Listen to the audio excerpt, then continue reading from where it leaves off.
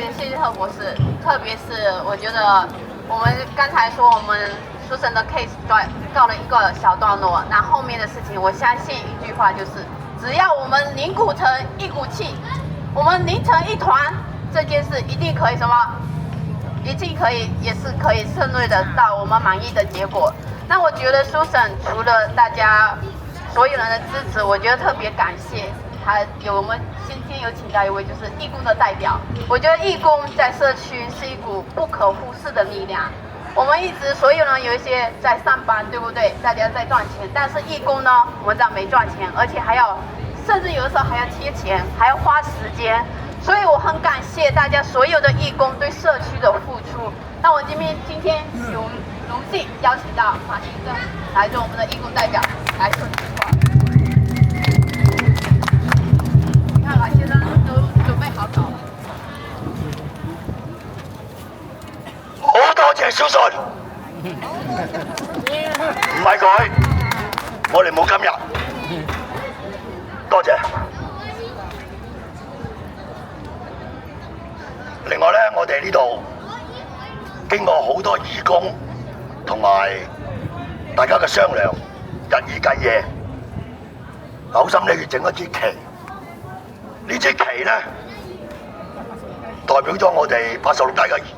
團結同埋凝聚，希望呢支旗帶住我哋走向一路嘅勝利。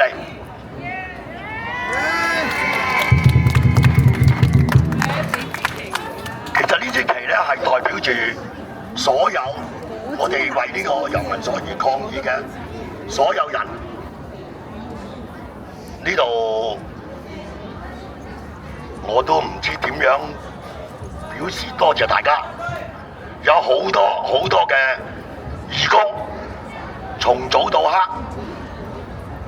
為各位遮風擋雨，有好多義工流汗，仲要流埋眼淚，所以我希望以後大家好好善待呢啲義工，同埋尊重佢哋，佢哋亦都係抗議嘅一份子，唔好俾啲難堪佢哋。另外，Susan 黃博士係我哋86街嘅恩人，我哋永遠要記住佢，同埋繼續支持佢，好唔好？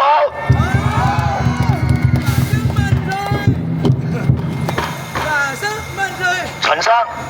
亦係我哋新選出嚟嘅，大家選出嚟嘅社區議員，佢亦都代表我哋喺上面發咗好多聲音，幫咗我哋好多，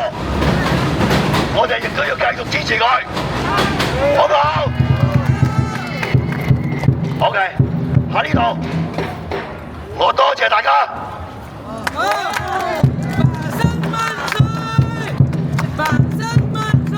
OK， 多謝晒大家，希望大家以後繼續出嚟，繼續講嘢，直到呢個遊民所失敗為止。